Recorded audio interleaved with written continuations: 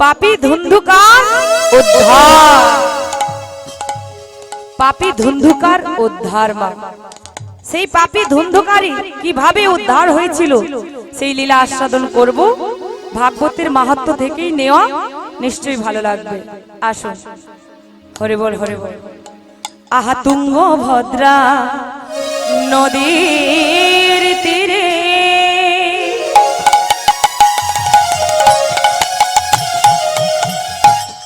ছিল এক গ্রাম। আহা তুঙ্গভদ্রা নদীর তীরে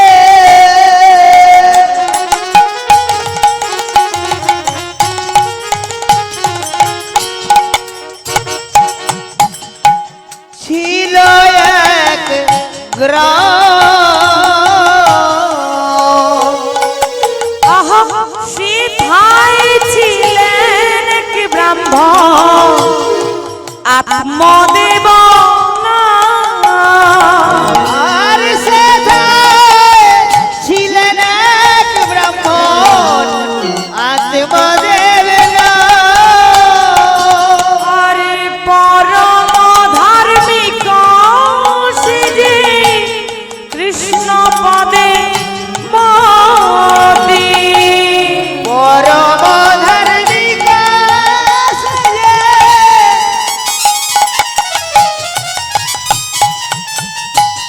কৃষ্ণ পাবে মতি।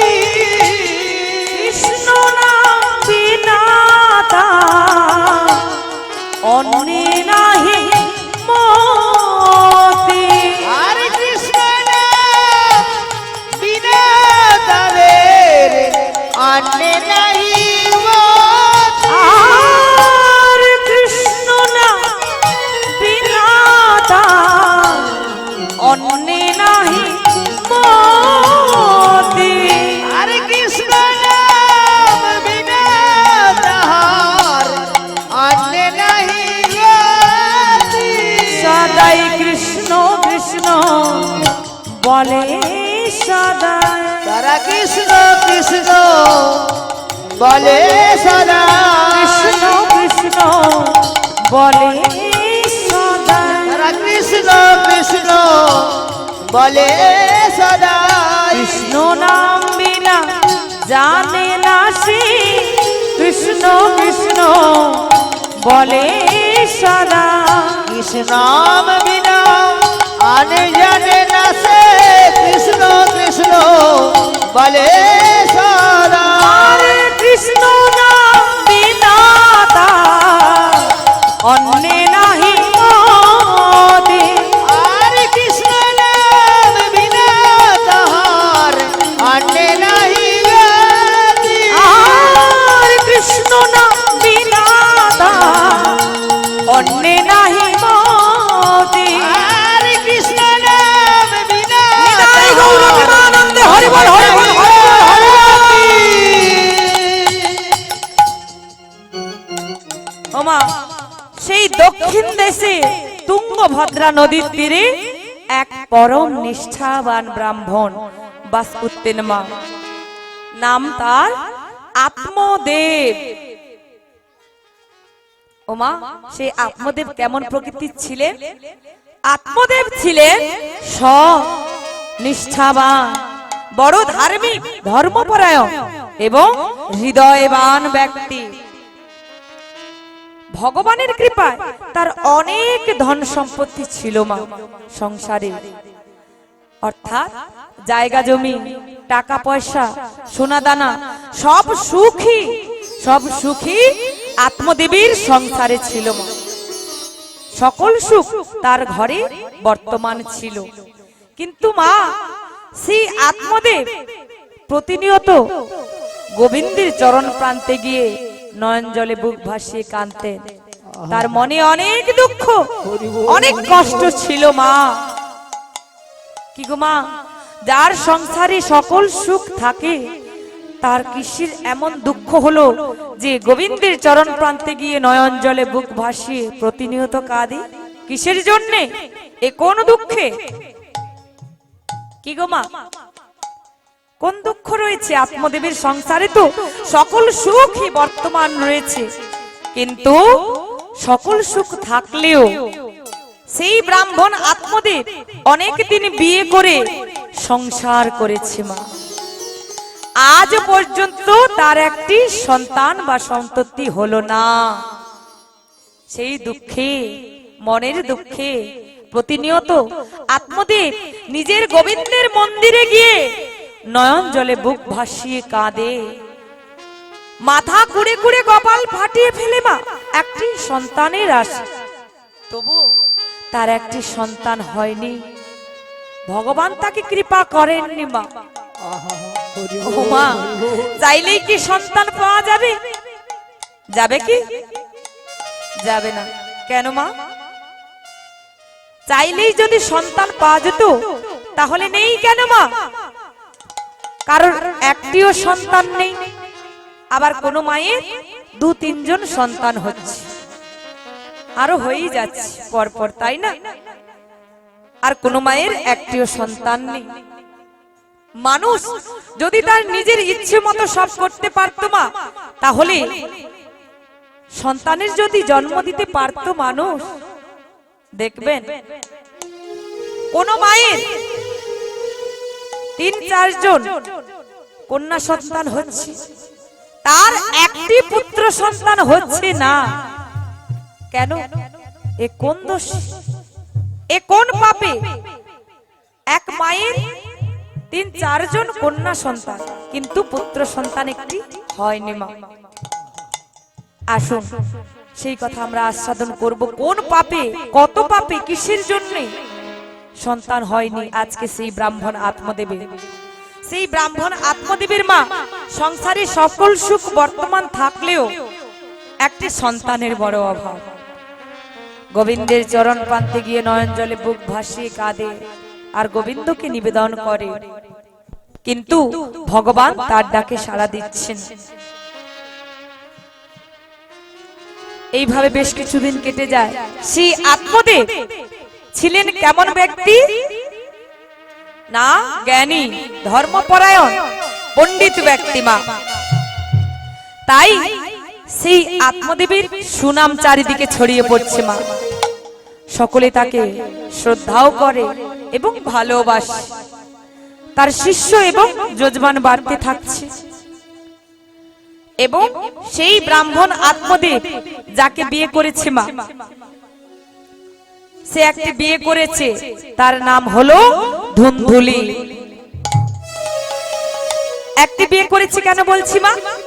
কারণ হলো আগেকার দিনে যারা প্রভাবশালী ব্যক্তি ছিলেন তারা কিন্তু অনেক অনেক বিবাহ করতেন, তাই না? আগেকার দিনে ছিল এইভাবে। কিন্তু এই ব্রাহ্মণ আত্মদেব প্রভাবশালী ব্যক্তি হয়েও ধন সম্পত্তি, সকল সম্পত্তি তার সংসারে থাকলেও সে কিন্তু ওই বহু বিবাহ করেননি, একটি বিবাহ করেছিলেন। আর তার স্ত্রীর নাম কি? তার স্ত্রীর নাম হলো ধুন্ধুলি। কি গো মা, যার স্বামী এত ভালো, জ্ঞানী ব্যক্তি, ধর্মপরায়ণ, তার স্ত্রী নিশ্চয়ই ভালো হবে, হবেই তো, নাকি বলেন মায়েরা? ভালো হওয়া উচিত, হওয়া উচিত, তাই তো। কিন্তু মায়েরা, এই আত্মদেবের স্ত্রী ধুন্ধুলি কেমন প্রকৃতির ছিলেন জানেন? পুরো স্বামীর উল্টোটা। খল প্রকৃতির, অহংকারী, ভোগবিলাসী, বিবেকহীন প্রকৃতির নারী। সর্বদা অহংকারে মত্ত থাকতেন, ভোগবিলাসে মত্ত থাকতেন। কারণ সংসারে সকল সুখ আছে, টাকা পয়সার কোনোদিনও অভাব নেই, ধন সম্পত্তি সকল সুখ আছে সংসারে। তাই মা অহংকারে সে সর্বদাই মত্ত থাকতেন। প্রতিবেশী গরিব দুঃখীদের কোনোদিনও সম্মান করতেন না, সর্বদাই অসম্মান করতেন। এমন একদিন একজন প্রতিবেশীকে কাছে দেখতে পেয়ে তাকে অসম্মান করছেন মা। নিজের টাকা পয়সার অহংকার করছে আর তাকে অসম্মান করছেন। আর সেই সময় স্বামী আত্মদেব কাছে এসে বলছেন, ধুন্ধুলি, ও ধুন্ধুলি, তুমি এ কি করছো? এমনি ভাবে প্রতিবেশীদের তুমি অপমান না করে তুমি থাকতে পারো না? তুমি কি একটু ভালো হতে পারো না? ধুন্ধুলি, এসো এসো, আমার কাছে এসো। ওই প্রতিবেশীদের তুমি অসম্মান না করে সম্মান করতে শেখো। ওইভাবে অসম্মান করো না, আমার কাছে এসে বসো। ধুন্ধুলি, আজকে তুমি আর আমি দুজনা মিলে কৃষ্ণ নাম করব, সাধন ভজন করব, গোবিন্দের নাম করব, গোবিন্দের চরণ সার করব। দেখবে ধুন্ধুলি, আমাদের আমাদের এই জন্মটা ধন্য হবে গো, ধন্য হবে।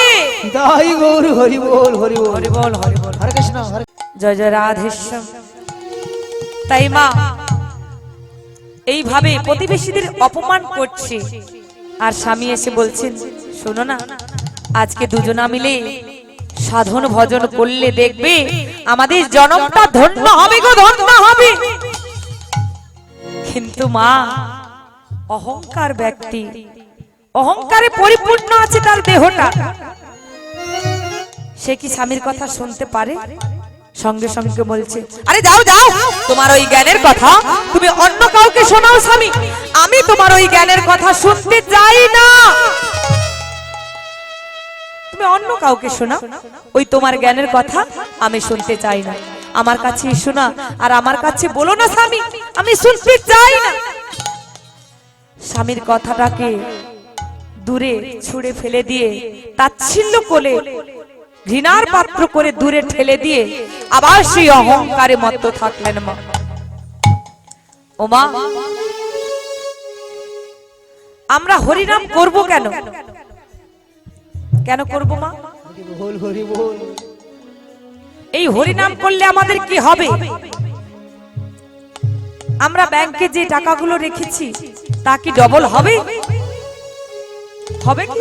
হবে না। তাহলে কি হবে? পাপ খণ্ডন হবে। হরি বল।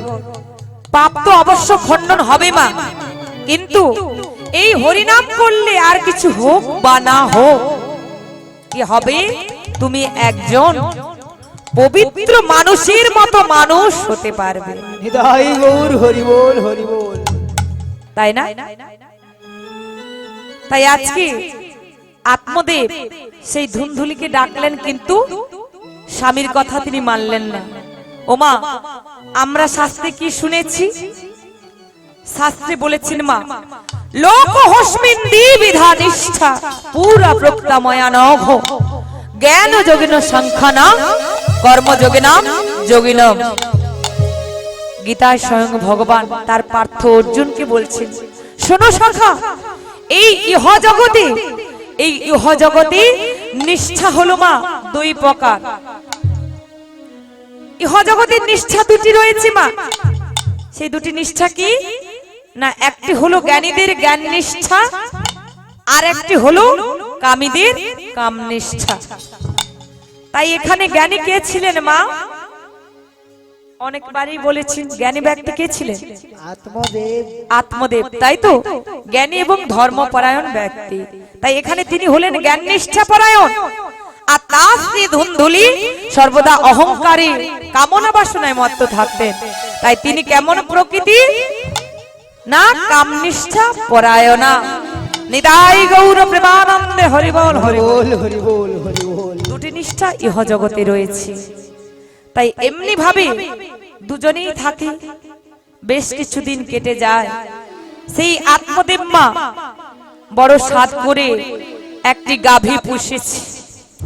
সেই গাভীটিকে নিজ হাতে খাওয়ানো, স্নান করানো, তার মলমূত্র পরিষ্কার সব কাজই সে নিজ হাতে করে মা। কিন্তু মা ওই নিজ হাতে সকল কাজ করলেও আত্মদেবী ওই গাভীটিকে ভীষণ ভালোবাসে, আদর করে। তাই আদর করে একটি নামও রেখেছে, তার নাম তার মতি। কিন্তু মা সে মতিকে ভীষণ ভালোবাসলে কি হবে? ওই মতি পূর্ণবয়স্কা গাভী হয়েছে। পূর্ণবয়স্কা গাভী হয়েও আজ পর্যন্ত তার একটি বাছুর হচ্ছে না। তাই পাড়া প্রতিবেশীর সকল প্রতিবেশীরা প্রায় দেখছে যে আত্মদেব নিজ হাতে গাভীটির সকল পরিচর্যা করছে মা। কিন্তু এখনো পর্যন্ত তার একটি বাছুর হচ্ছে না। তাই প্রতিবেশীরা আত্মদেবের কাছে গিয়ে বলে, হ্যাঁ গো ব্রাহ্মণ, আমরা প্রতিনিয়তই দেখছি তুমি নিজ হাতে ওই গাভীটির সকল পরিচর্যা করছো, কিন্তু এখনো কেন ওর একটি বাছুর হচ্ছে না ব্রাহ্মণ? ও মা, উত্তরে ব্রাহ্মণ বলে, আমি কি করব বলবো বলো ভাই, আমি কি করে বলবো? তোমরা তো সকলেই দেখছো আমি ওই গাভীটির সকল কাজ নিজেই করছি, কিন্তু আজও পর্যন্ত কেন একটি বাছুর হচ্ছে না? পূর্ণবাসকা গাভী হয়েও আমি কি করে বলবো? ওমা, পাঁচজনে পাঁচ কথা বলে। কেউ বলে, না না না না, ওই গাভীটির তো কোনো দোষ নেই, সব দোষ তো দেখছি তোমার ব্রাহ্মণ। তুমি অনেক দিন বিয়ে করে সংসার করেছো, আজ পর্যন্ত তোমার একটি সন্তান হলো না। অনেক দিন বিয়ে করেও তোমার একটি সন্তান হলো না, তাই তোমার দোষে ওই গাভীটির আজও পর্যন্ত একটি বাছুর হচ্ছে না। তা কি তুমি জানো ব্রাহ্মণ? ওমা, আত্মদেব প্রতিনিয়ত প্রতিবেশীদের কাছ থেকে এই কথা শ্রবণ করে। আজ তার মনে বড় ব্যথা, কাউকে কিছু বলতে পারছে না। গোবিন্দের মন্দিরে গিয়ে, নিজের গোবিন্দের মন্দিরে গিয়ে নয়ন জলে বুক ভাসিয়ে কাঁদছে আর বলছি, ওগো দয়াময়, ওগো কৃপাময়, একটি বাড়ি আমায় কৃপা করে যাও প্রভু, আমায় কৃপা করে যাও। হে গিরিধারে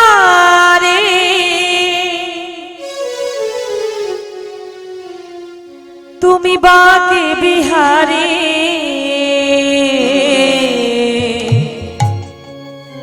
এই ভক্তের ডাকে সাড়া দাও।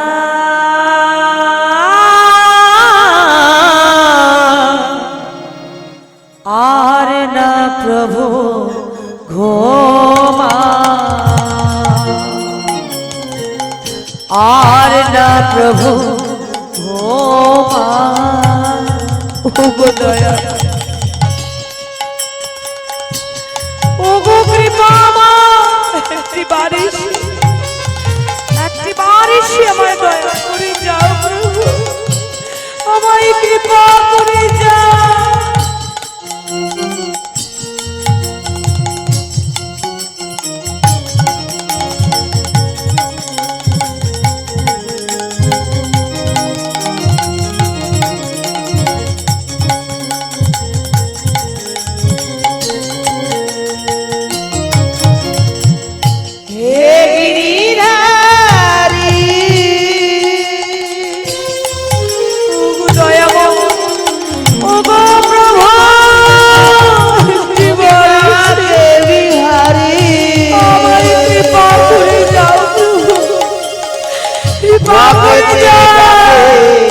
সারা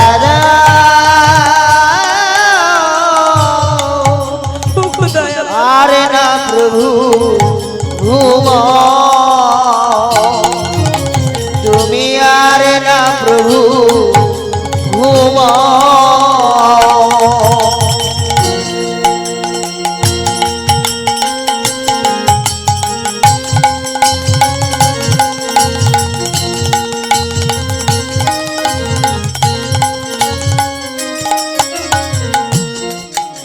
আমি নয়নের জলে দয়া একটি বারিশি কৃপা করে যাও। আমি নয়নের জলে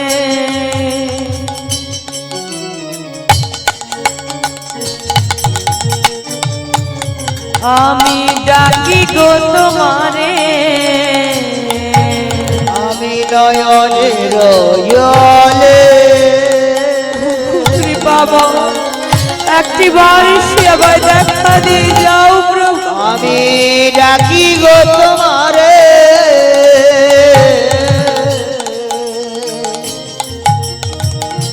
একবার এসে দেখা দাও। প্রভু একবার এসে দেখা দাও। আর না প্রভু ঘুমাও দয়া আরে না প্রভু কৃপা করে একটিবার এসে আমায় কৃপা করে হে দাও। গিরিধারী, তুমি মাকে বিহারী ভক্তের ডাকে সারা দাও। আরে না প্রভু ঘুমাও, আরে না প্রভু নিতাই গৌর প্রেমানন্দে হরিবল হরিবল হরিবল। আরে না প্রভু ঘুমাও, আরে না প্রভু গিরিধারী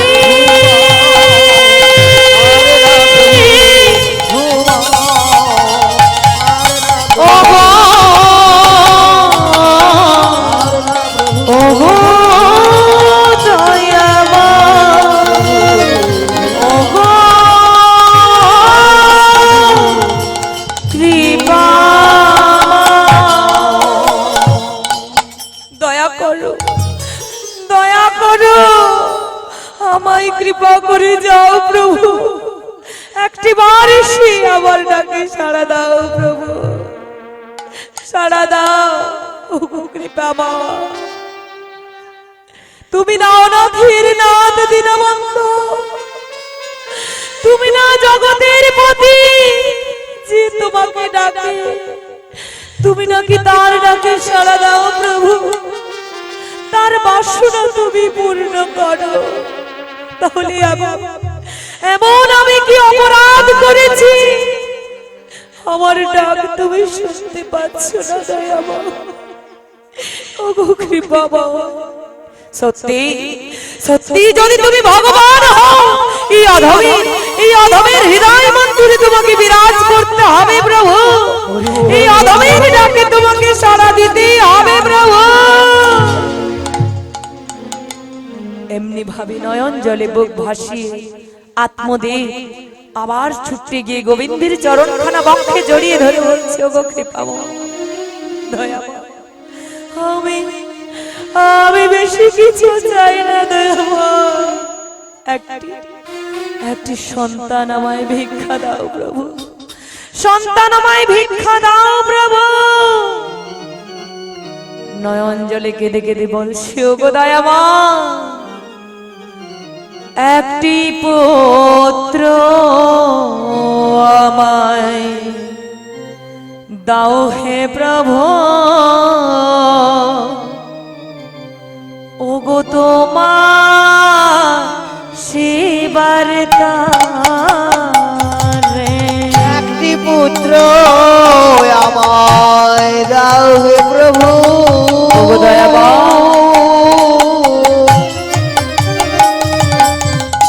তোমার সেবার তারে একটি পুত্র সন্তান দাও হে প্রভু তোমার সেবার তারে ওগো দয়াময় একটি পুত্র আমার প্রভু দাও হে প্রভু কৃপাময় তোমার সেবার তারে যেদিন থাকবো না এইভাবে রাখবে তোমায় ঘরে যেদিন থাকবো নয়ার এইভাবে রাখবে তোমায় ঘরে পুত্র ভিক্ষা দাও হে প্রভু তোমার সেবার করে একটি পুত্র ভিক্ষা দাও হে প্রভু তোমার সেবার করে কাঁদিয়া আত্মদেবা ওগো দয়া ওগো কৃপাময়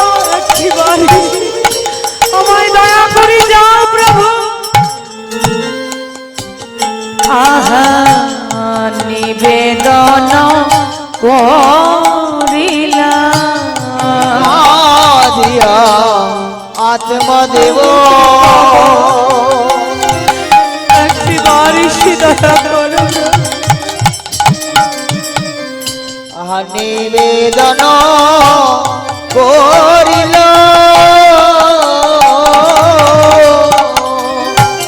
যেদিন থাকব নায়া ওগো দেবী নারায়ণ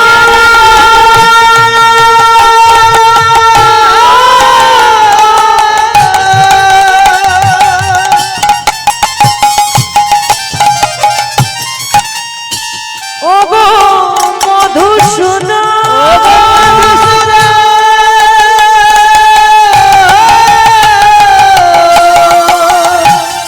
ওগো দেবী নারায়ণ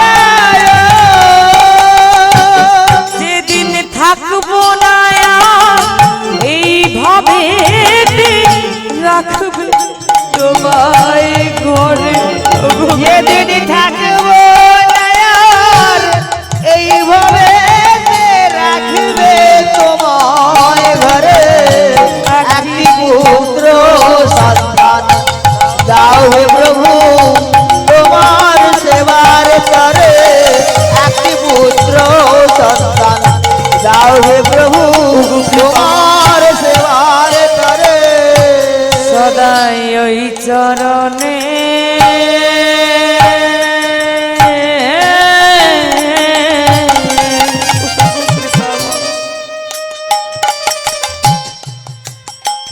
আমি আশা করি হে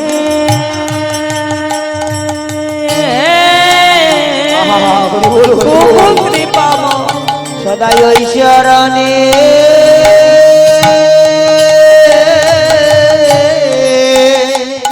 দয়া করো প্রভু, আমায় দয়া করে যা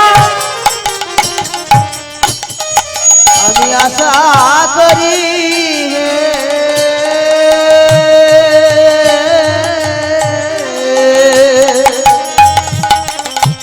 যেন কৃষ্ণ না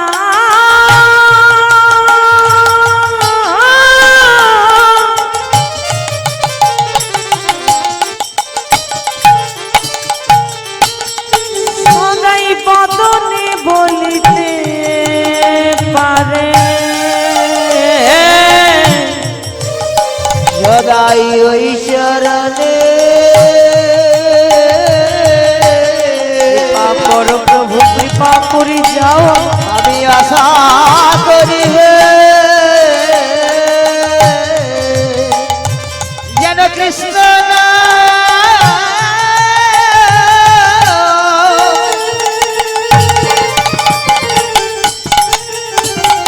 আমি বলিতে পারি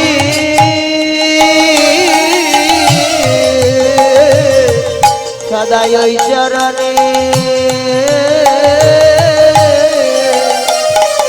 আমি আশা করি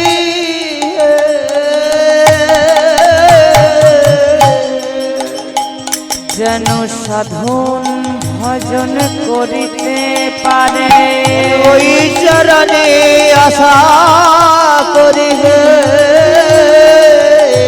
সাধন ভজন করিতে পারি ওই চরণে আশা করি দয়া করো প্রভু, ওই চরণে একটিবারে দয়া করো প্রভু আকুল প্রাণে ডাকিতে পারি ওই চরণে আশা করি নয়ন জলে মুখ ভাসাতে পারি চরণে আশা করি প্রাণ ভরে না করিতে নিতাই ওই গৌর চরণে হরি বল, হরি বল, হরি বল। আমি বলিতে পারি ওই চরণে আশা করি ওই চরণে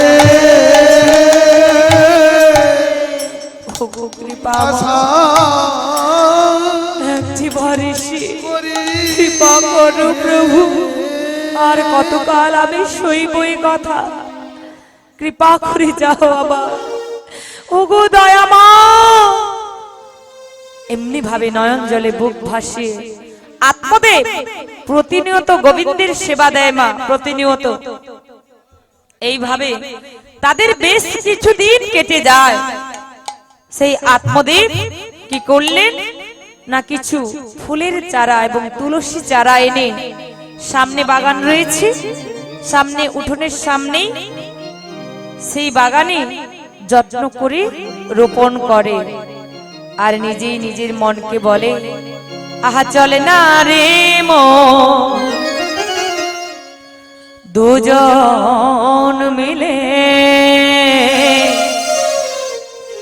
ওই না মধুর বৃন্দাবন, বৃন্দাবন চলে না রে মনে দুজন মিলে মধুর বৃন্দাবন, বৃন্দাবন। আহা চলে না রে মন, দুজন মিলে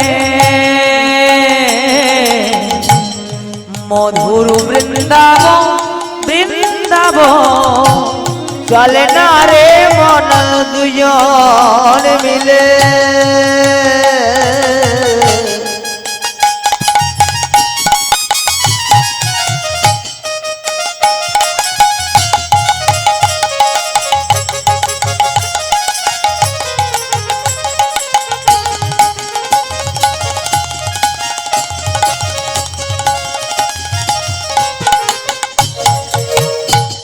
ভাগ্য গুণে যদি মিলে, আরে ভাগ্য গুণে যদি মেলে, ভাগ্য গুণে যদি মিলে, আমার ভাগ্য গুণে যদি মেলে ওইলা কৃষ্ণ দর্শন, চলে না রে মন দুজন মিলে মধুর বৃন্দাবন, বৃন্দাবন চলে না রে মন দুজন মিলে মধুর বৃন্দাবন, বৃন্দাবন।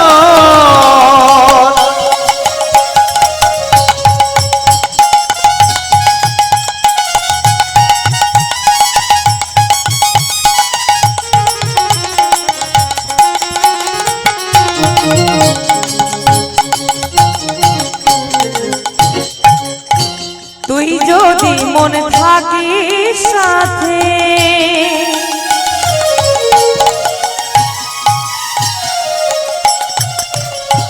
ভয় কি আমার একা যেতে, তুই যদি মোরে থাকিস সাথে,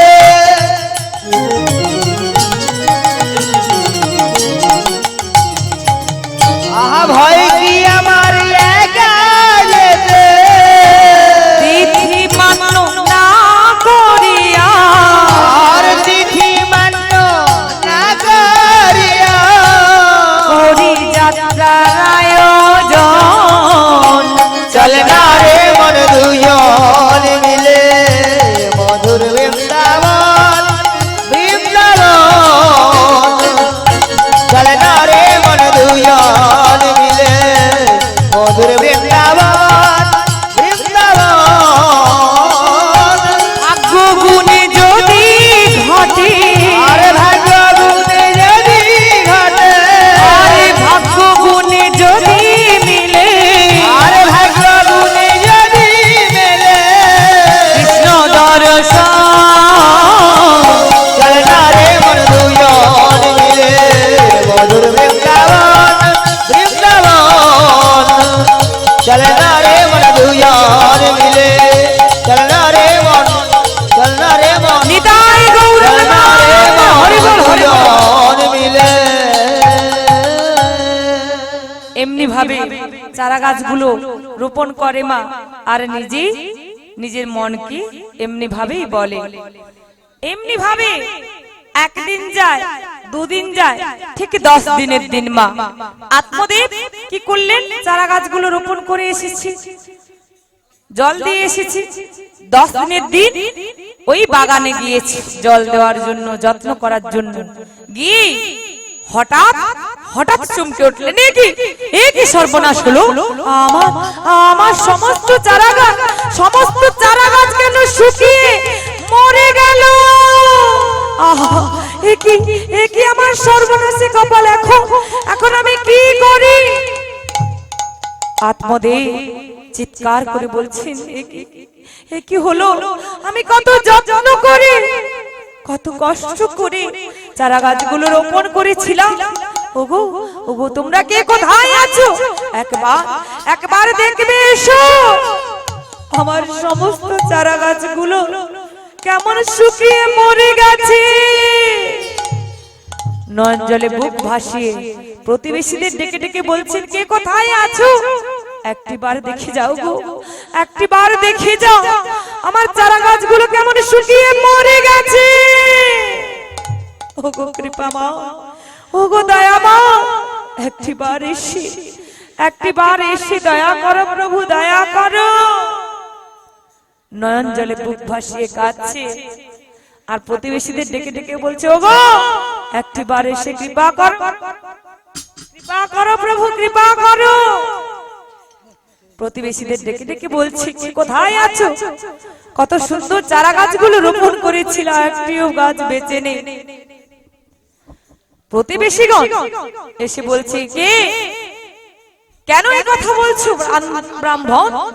কেন এমনি করে বলছো? ওতে তো চারা গাছের কোনো দোষ নেই। আত্মদেব, সব দোষ তো তোমার দেখছি। এখন ওই চারা গাছগুলোকে দোষ দিচ্ছ কেন? সব দোষ তো তোমার।